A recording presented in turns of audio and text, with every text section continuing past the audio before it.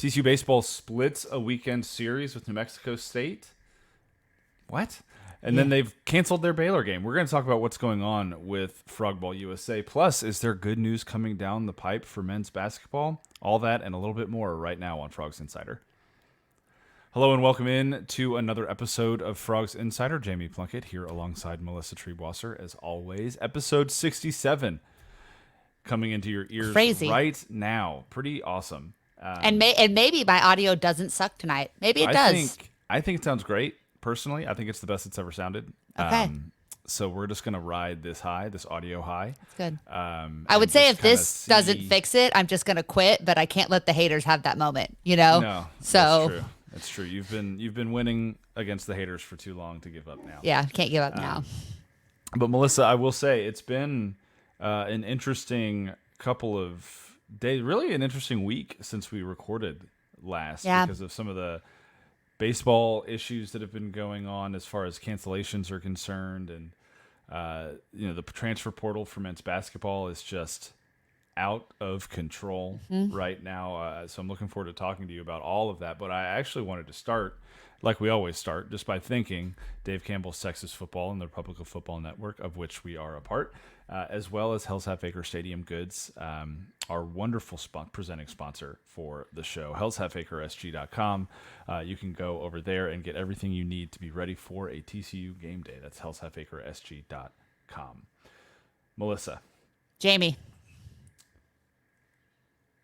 Baseball happened over the weekend. Yeah, we're starting with baseball, which is a rarity, but it is definitely the most important pressing thing on the TCU Athletics calendar at the moment.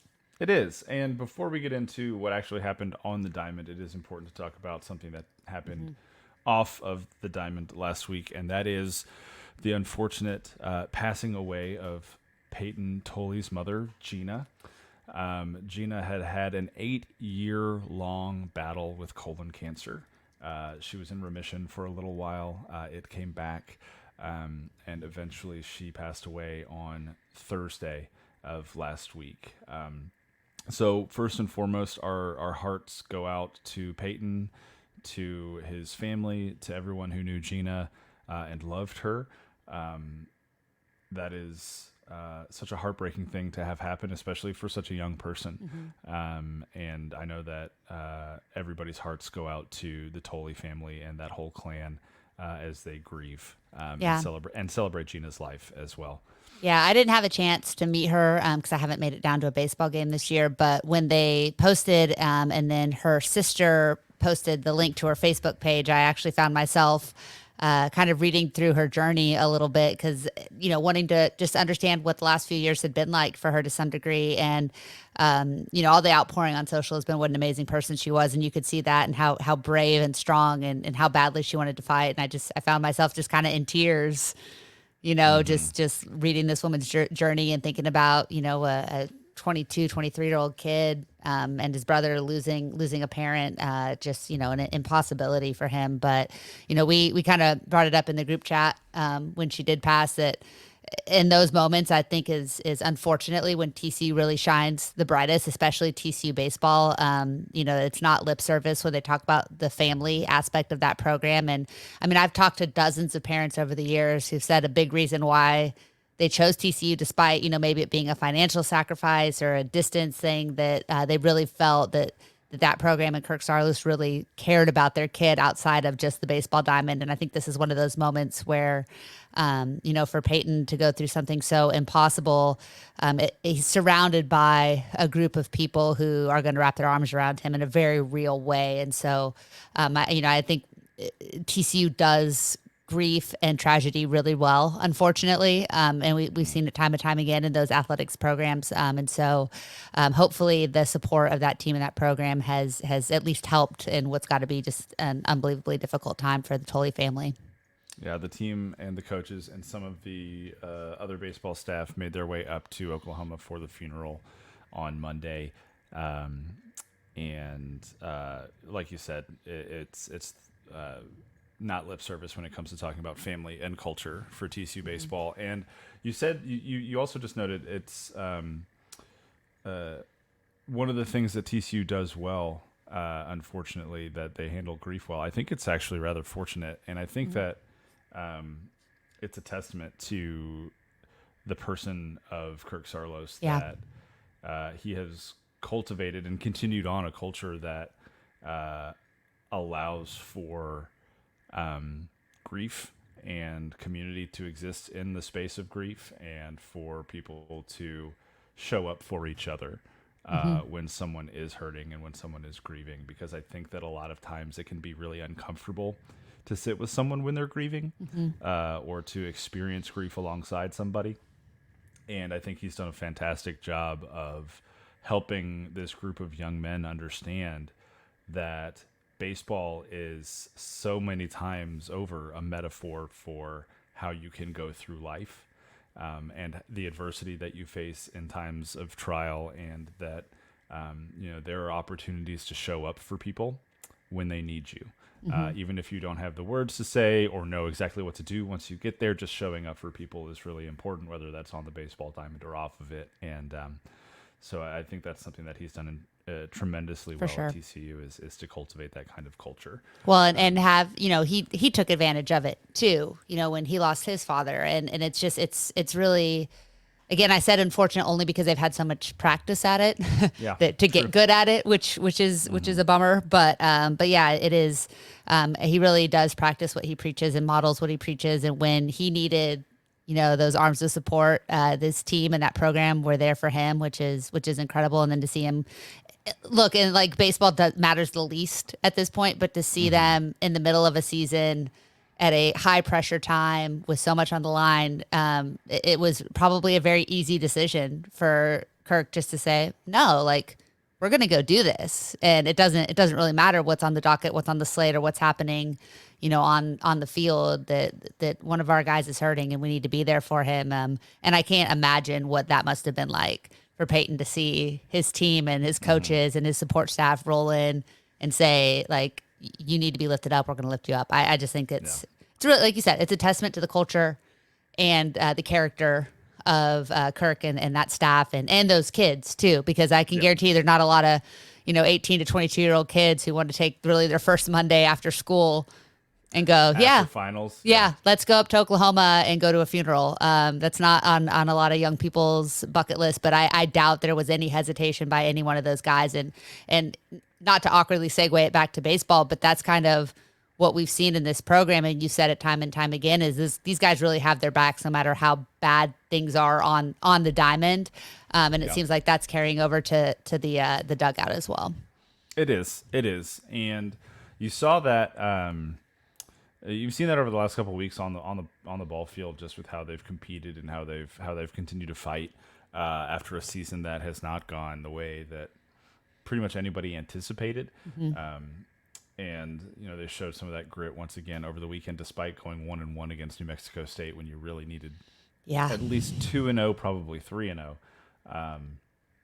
And so I think on Friday we did see some really good things, and we saw some really good things from this team on Saturday as well. Melissa, 10 hits on Saturday in an 8-5 loss. They were down 8-0 at one point, and then started to make their way back and came up short. But in that Friday win, I was really impressed, and you put this in the run sheet. I was really impressed with Cole Klecker. I think he had probably one of his best outings of the year. He matched his season high in strikeouts with 7 over the course of 5 innings, 2 earned runs allowed. The cutter was working. The slider was definitely working. And he played both of those pitches off of his fastball really well in the strike zone, which is something that he had struggled a little bit to do this season. Command in the zone hadn't been there. That's why we'd seen him get hit pretty hard at times. But I thought he had a great outing. And then it was really, really good to see Anthony Silva get some of the demons off of his shoulder and hit that absolutely towering 422-foot home run.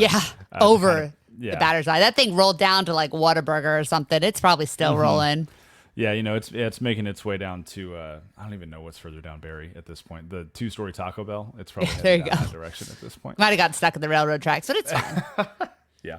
So they go 1-1, and obviously not an ideal situation when you're a bubble team for the NCAA tournament to lose to a team that's outside of the top 150 in RPI. But that's the reality of the situation now for TCU, is that they're sitting there at, what is it, 30 and 15, 30 and 16? I've got it 30 and 17. 30 and 17. And with 3 games to play. With 3 games to play against West Virginia. That makes it really tough to it just makes these 3 games really important. You know, the Tuesday game against Baylor, I guess we should note, has been canceled at this point. Like we said, the baseball team was up in Oklahoma for the funeral of Peyton Tully's mother early this week, and I believe that the traveling for that led to the cancellation of the game on Tuesday against Baylor, which would have been a non-conference game, would not have counted towards the conference standings. TCU is locked in at this point to going to the Big 12 tournament, which is a nice feeling when 2 weeks ago we were still asking the question, will this happen? But there's an opportunity this weekend against West Virginia, Melissa, to say, hey, if we take all 3 of these, get to 16 and 14 in conference play, you're talking about probably being a 5 seed at that point, depending on how some other things break, which is a pretty good situation to be in, all things considered. Yeah, I mean, yeah, when you were, like you said, a couple of weeks ago, we were questioning if this team was going to qualify. Now they to a degree, control their seeding. They need some other things to happen, but losing 2 games this late in the season to cancellations is tough. Where it's, again, I don't blame them for canceling Tuesday's game against Baylor. You brought up the point before the show that they've already kind of proven what they need to prove against that particular team. It's probably not going to help them to beat Baylor for a 4th time, and you don't want to risk a loss at this point to another not great team, but we've seen enough outside of just a really tough start to Saturday's game. I think we've seen this team kind of starting to click on most of their cylinders. You brought up Cole Klecker and how great he looked kind of back in like Friday night Cole Klecker of a season ago, right? Like the freshman All-American level kid. I think he had one ball that he left up a little bit, but everything else looked super sharp when you assume hopefully that Peyton feels ready to pitch and ready to return to the rotation. And honestly, let this young man do what he needs to do. I would imagine that there's part of him that just wants to get out and play again. Everyone handles grief differently, but if that's what's best for him, then that's what I hope he does. If it's not, then he needs to do whatever he needs to do. That goes without saying, but I said it anyways. But if he can return to the rotation, if you've got Klecker pitching, and I still got some concerns on Sundays. Do you go back to Louis? Yeah, I think you have to go back to Louis. Yeah, Louis is going to get the start on Sunday before the game got rained out, and I think you roll with him on Sunday again. Yeah. So, but West Virginia's, they've been a hot and cold team, but they've put together some really nice weekends, and they've put together some really nice Big 12 series. So you can't anticipate a sweep, you can't anticipate a series win, but if you're TCU, you've got to play really desperate. And you have to go in, you have to get 2 of those 3 games at the bare minimum. And like you pointed out, 3 puts them potentially in a completely different spot in the bracket. And this is a down year for the Big 12. When it comes to baseball, I don't think anybody predicted Oklahoma, and Oklahoma's been great. But I don't think anyone predicted their first ever regular season Big 12 baseball championship for the Sooners on their way out the door, of course. And so I think every team in this league has serious flaws and is beatable in a 1-game sample. TCU is capable of beating any team in this conference in a 1-game sample. They're also capable of losing to any team in this conference in a 1-game sample. So it's just going to kind of be, how does this team recover? How do they kind of get themselves right, both physically and emotionally at this point? And what kind of fire remains in their belly when they're kind of at a really desperate portion heading into last weekend of the regular season. Yeah, and they're going to get a West Virginia that's still competing hard as well, because right now the Mountaineers are tied technically for 3rd, really for 2nd in the conference, because there's a half-game difference between them and Oklahoma State, despite the Cowboys just having a game canceled. And so, they're sitting there at 17-10. They can't win the regular season outright, but they can get to that 2 seed in the tournament, which would go a long way to setting them up for some success next week in Arlington. And And so you're going to, no program in this conference has had more just terrible luck, like with how playoff seeding goes based on the Big 12 tournament. No team has done more in the Big 12 tournament and got rewarded less for it, I feel like, than the Mountaineers. So they've got to have a big chip on their shoulder. yeah, and I believe Randy Macy, their head coach, is retiring at the end of the year. So Oh, there's is he a little bit really? of extra motivation. I think I saw Wow. something on social media about that. If I'm wrong, just ignore me. Okay. But We do anyways, if yeah. I'm gonna vamp while you research Yep, that I'm a little looking bit. it up. But, I'm looking that but up. you're right. They were a bubble team 2 years ago. They probably should have gotten in. And it feels like they've always kind of been right there on the cusp of having success. They won the regular season in a 3-way tie last year, and then got knocked out in the regional round, I believe. So they're having an opportunity here to maybe rectify some of their past losses and past snubbings. And so that you're going to get their best effort because it's the final week of the regular season, and they want to generate some momentum heading into the conference tournament as well.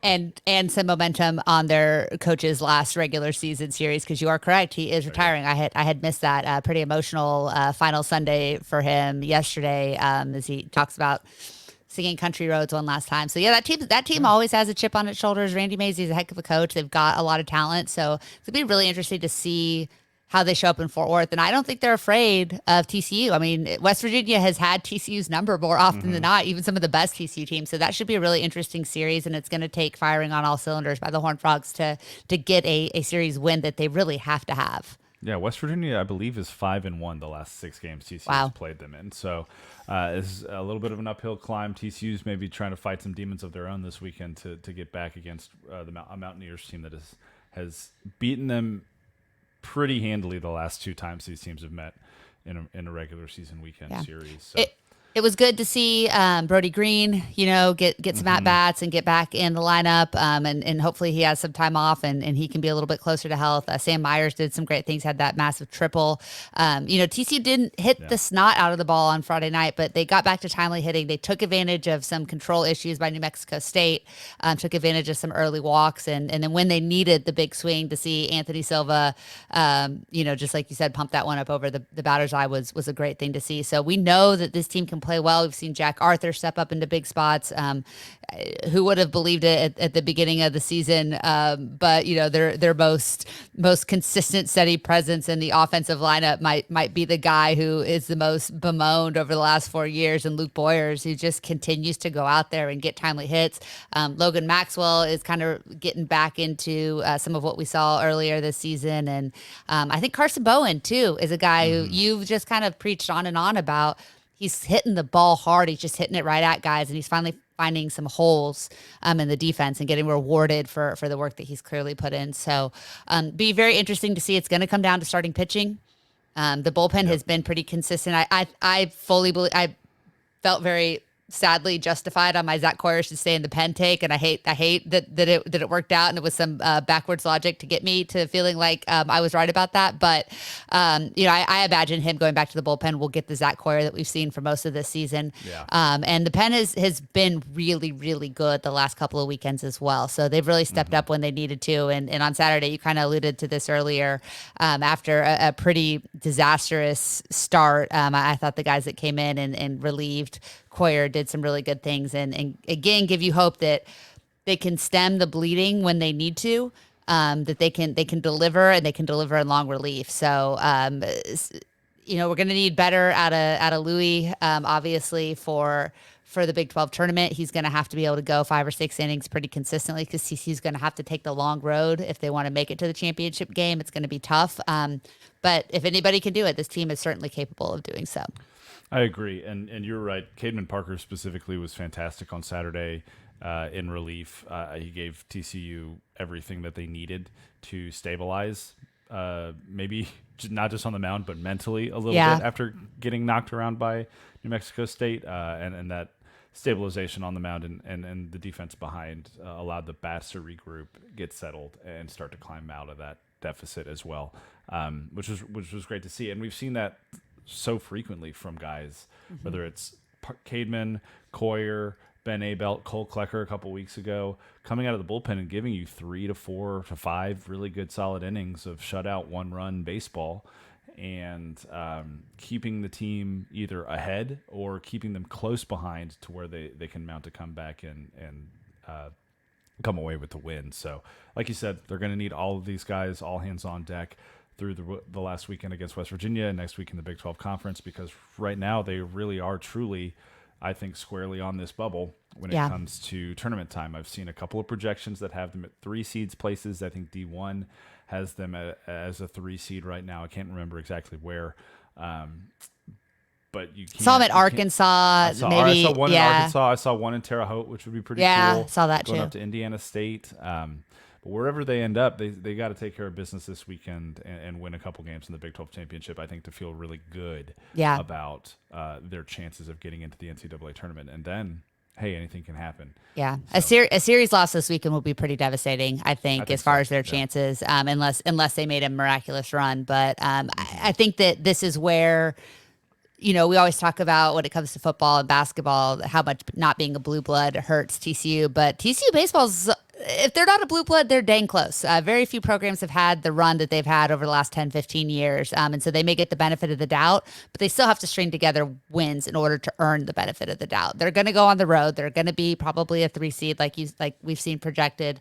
But they cannot go out and lay an egg this weekend at home, and their final regular season series. That would be a bad look and would definitely have them on the outside going into the Big 12 tournament.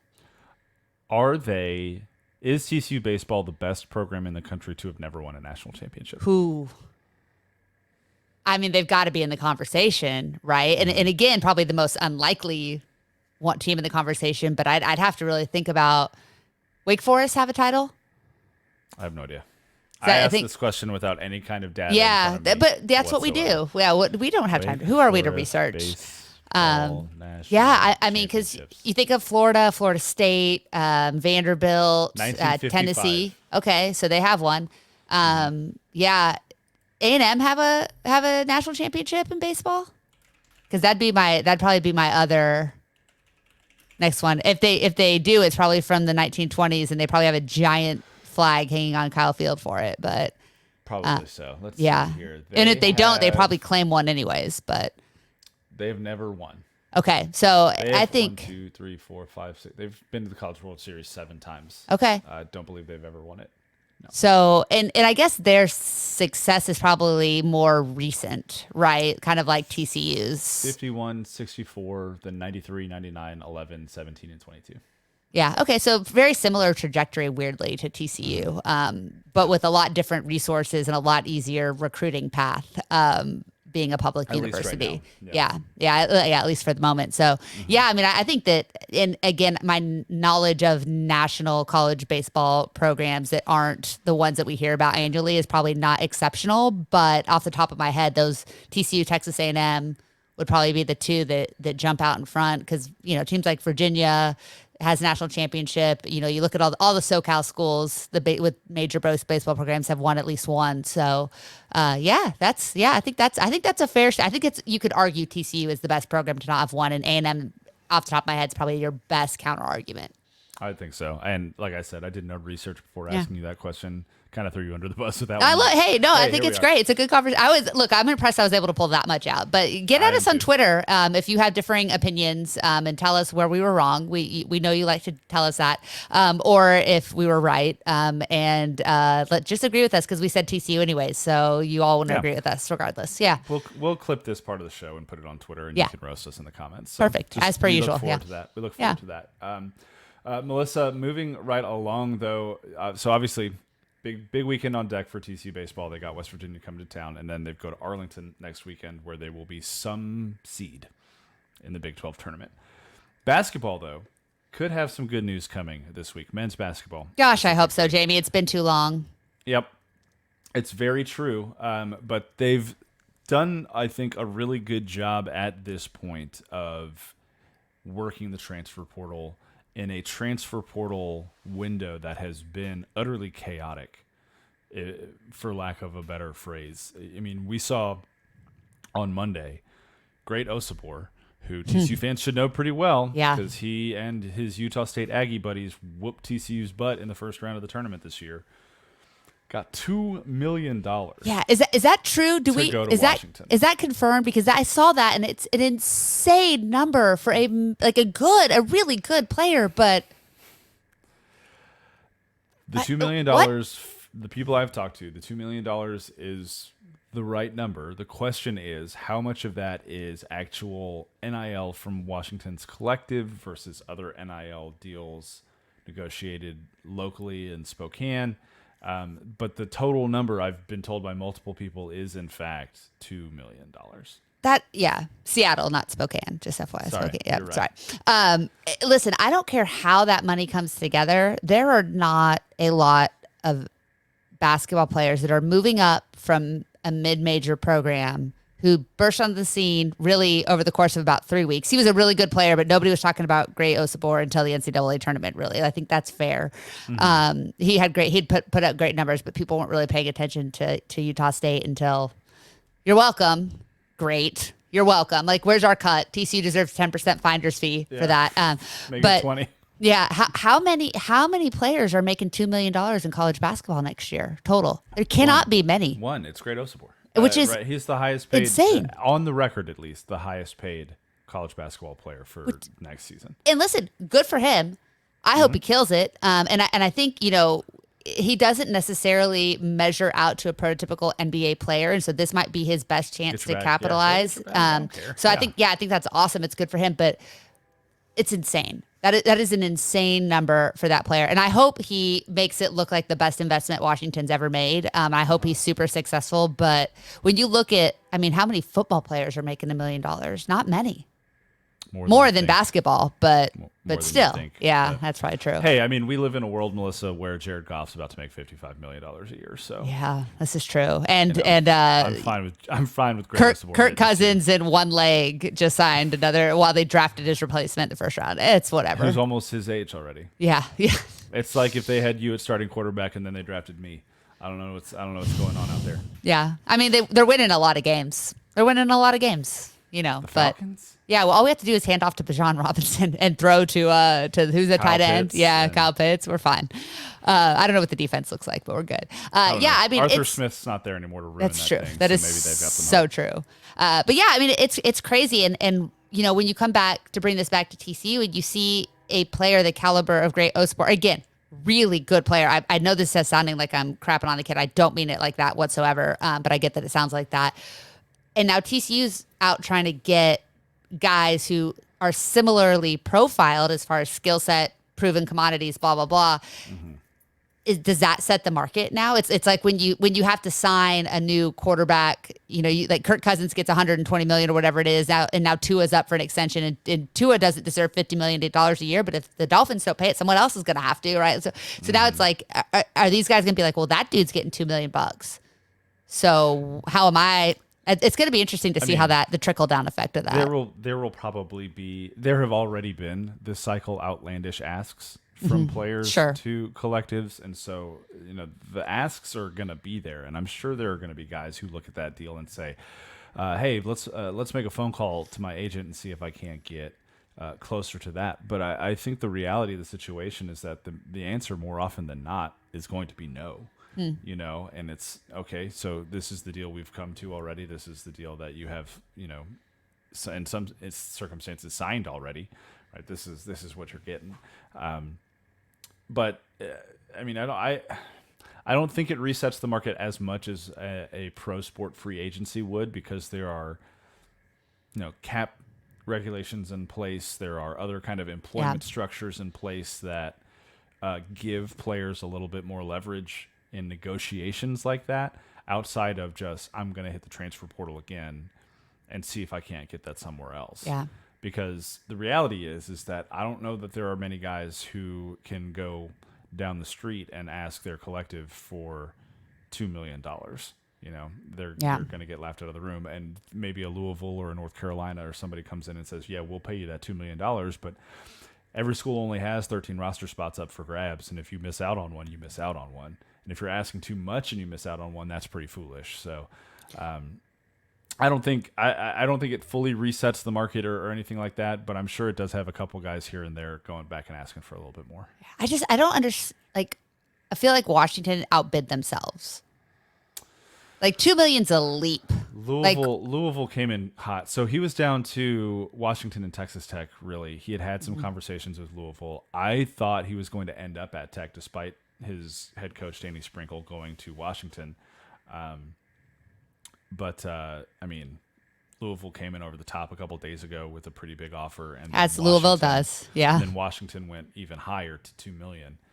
So you can consider like, oh my gosh, what range was Louisville's offer in that Washington had to feel felt like they had to go to $2 million. Well, especially when Louisville can't offer anything else. I mean, they basically turned over their entire roster. They have a new head coach. They have no idea what they're going to look like. They have been they were probably the most embarrassing program a year ago. It was pretty bad the last 2 years, yeah. And that's the thing. Like, again, I'm all for NIL. The transfer portal is hurting me and graying my hair, but I think it's a needed thing. It's the right thing to do by the kids. Maybe it got a little out of hand, whatever.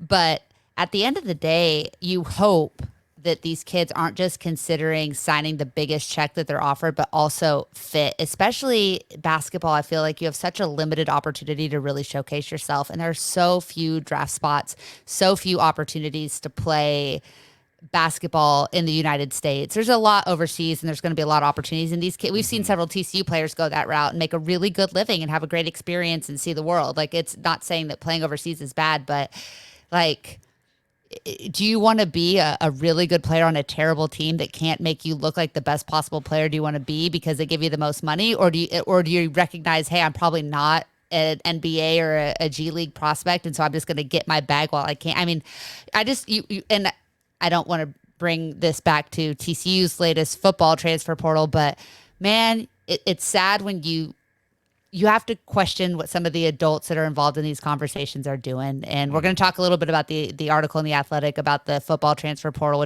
which it's called. Melissa read something that she thought was interesting and is going to put Jamie on the spot on air to see if he read it too. But I don't read. We've established that pretty clearly. But you have kids. Like, who has time to read? I did actually poke through this article a little bit earlier today. But they talked a lot about how, the agents and the parents and the adults in the room aren't doing right by the kids. They're doing right by themselves. And it kind of brings me back to like the child star syndrome, especially of the 90s of, you hope these people are doing right by the person that's going out and actually earning the paycheck that they're getting, as opposed to looking out for their own interests. And just like in any industry, it's probably about 50-50. And so like Great Osborne, I mean, he's going to Washington. He's playing for his former coach. This is not like I don't see there being any red flags in this scenario. Go get your bag, kid. Good for you. TCU is never going to pay $2 million for a basketball player, would be how I'd wrap that up, I don't think. I mean, maybe. Not this year. Not this year. No. But that's a nice segue back into what TCU is doing in the transfer portal, Melissa, because they've already added 4 guys out of the portal. We know about Frankie Collins from Arizona State. We know about Noah Reynolds from Green Bay. We know about Brendan Wenzel from Wyoming. They added another commitment late last week in R.J. Jones, a transfer from Kansas State who played sparingly as a freshman, roughly 9 minutes a game, averaged about 2.5 points and a couple rebounds. Local kid who is coming back home. We've seen this story with TCU in the transfer portal in multiple sports time and time again, but he's a low risk, high reward kind of addition to the team because he was so good in high school. Didn't quite have the opportunity to get the minutes maybe that he wanted or deserved at Kansas State, a team that missed the tournament last year. And now he comes back to DFW, comes back to Fort Worth, has the chance to be part of a nice core of players for the next several years because he still has 3 years to play. And so it'll be really exciting to see his development. He's a great shooter from outside.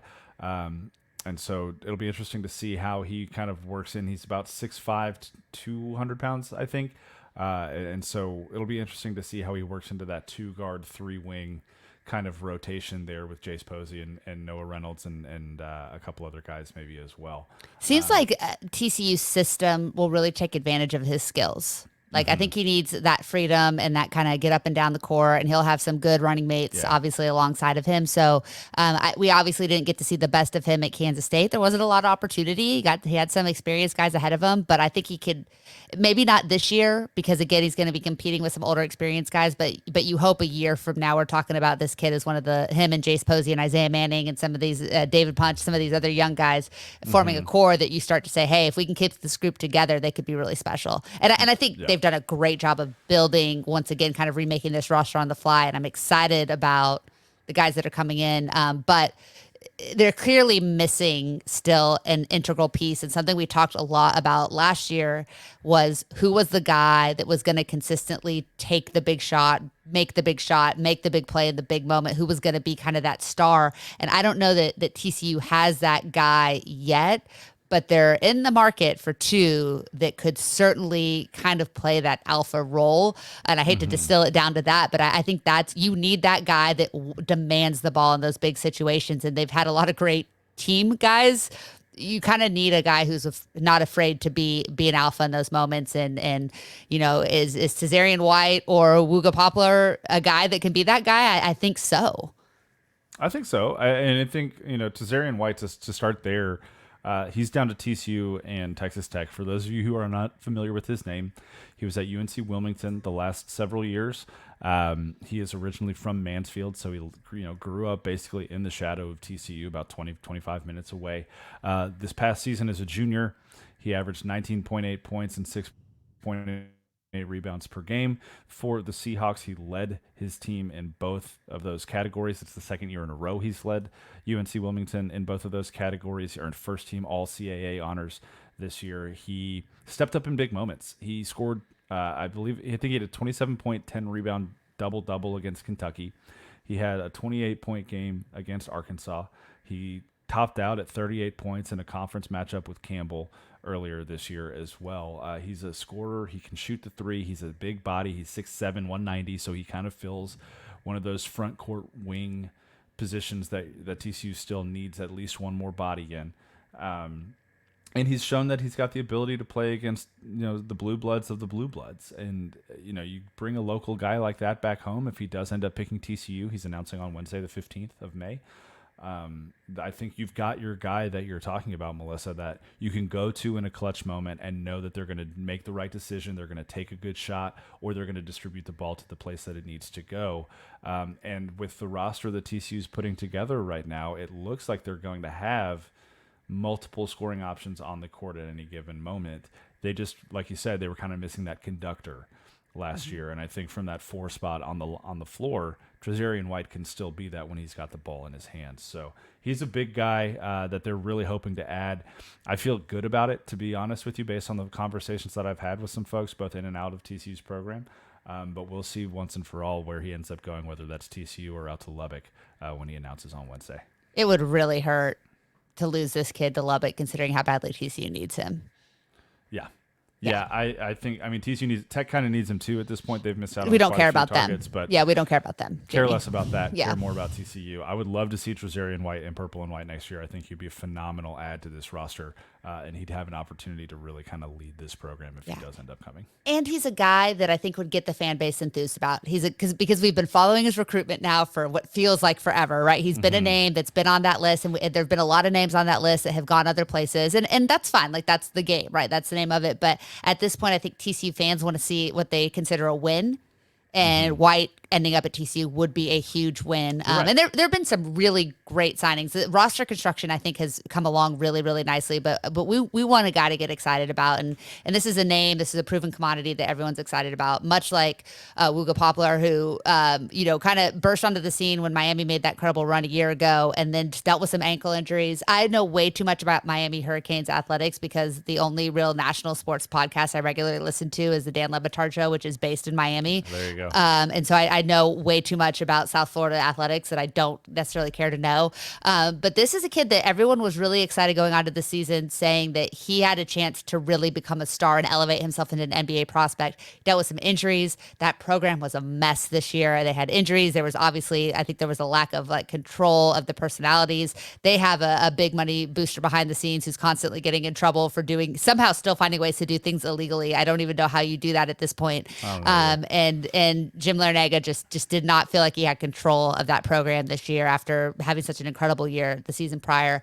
But he has star potential. He's a guard. That's not necessarily a position of need for the Horned Frogs at this point. But I think he is somebody, he shoots the three really, really well. He turns it over far too much for a player of his caliber. He averaged almost 2 turnovers a game, but a lot of that I think could be credited to the fact that Miami didn't really have a true point guard, I don't think, running that program. And he was injured most of the season. He was asked to do things that he wasn't necessarily comfortable doing. So he's a guy that's athletic, that can shoot the three, and can be.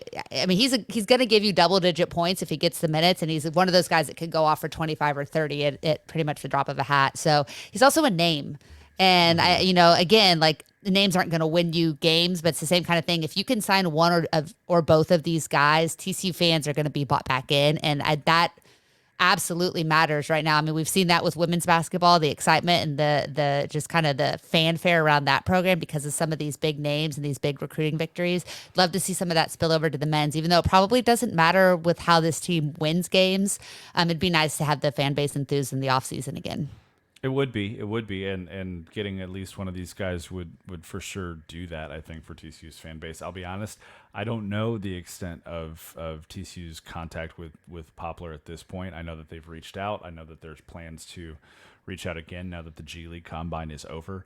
But I know that there are some other folks out there who are reporting mutual interest and all of that, and that could very well be true. That's just not where the focus of my conversations with certain people have been. But yeah, I think you hit the nail on the head. Getting both of these guys in here would kind of finalize a really good transfer portal window for Jamie Dixon. B, get the fan base involved in a good, positive way again. And then C, give you a really good chance next year to go out and make some noise in a reloaded, retooled Big 12 conference. That's going to be even harder with the addition of a school like Arizona, not to mention Arizona State and Colorado and Utah as well. Yeah. But and then you see where the chips fall, and hopefully you're not on the 8-9 line again come tournament time. I think that this team is one or two pieces away from being really impressive, and I think adding White would make it impressive, and adding Poplar would make it a contender. Super. I think in conference. The only possible silver lining to not getting Poplar is that it probably opens up more opportunity for Jace Posey to play. I could not be more excited for this kid. I hope I'm not building up the expectations too high in my head. I'm not worried he's going to live up to them. But not only, like we talked about him a couple weeks ago, setting the freshman record at TCU for the high jump, just went out and finished third in the whole conference this past weekend. No big deal. His athleticism is it's eye-popping. It's absolutely eye-popping. We haven't seen many kids come through TCU that have that kind of quickness off the floor, the secondary quickness to get back up. I think he's going to be a great rebounder at his position, despite the fact he's not the biggest guy, because he's so explosive and he's so strong. I said this last week too. I love the fact that he's also competing in track. Even if it prevents him from spending all of his time in the gym, I think that well-rounded experience and again, just that investment across TCU's campus, that matters more than ever these days. And so to have your feet firmly planted in two different programs, both known for success, both known for great coaches, both known for great family atmospheres, I think is a huge, huge thing for Jace. And I cannot wait to see him and Isaiah Manning play. I just think everything we've heard about how hard they work, everything we've seen in practice, and everything that they've been spoken about by their teammates, the leaders on this team are there.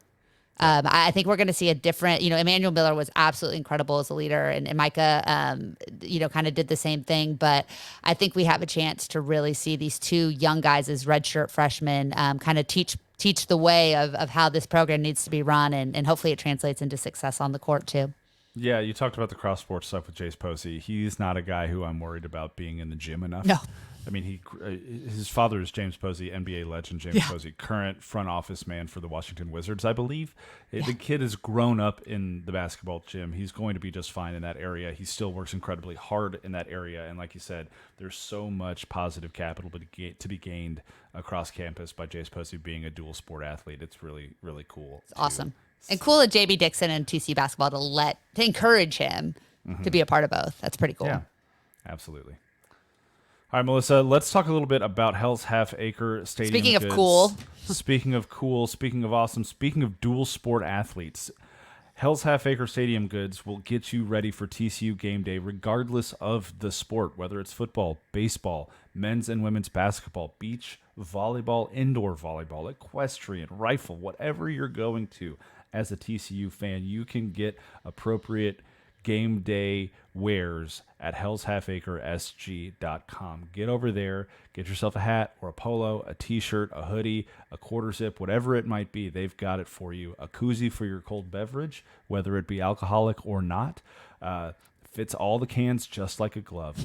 Melissa, get over to hellshalfacresg.com, and when you make a purchase, you'll notice that there's an opportunity to leave a comment if you would be so kind as to say that Frogs Insider sent you.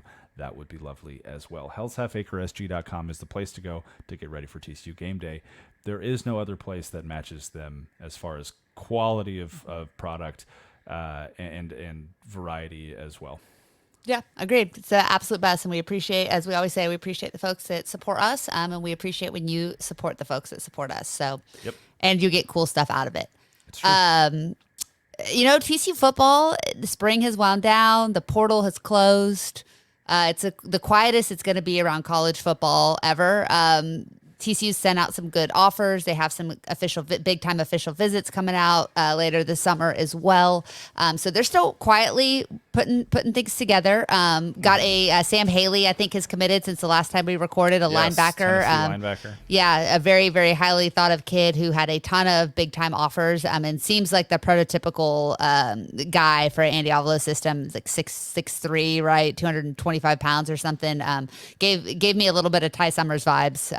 Plays with a little bit of a mean streak, it seems too. But seems like a great kid. That's a big signing for TCU again in the class of 2025, which is really starting to shape up to look to be a pretty. It's going to be a good volume, but really, really highly rated high school players. I think currently inside of the top 25 for high school recruiting rankings are right around there.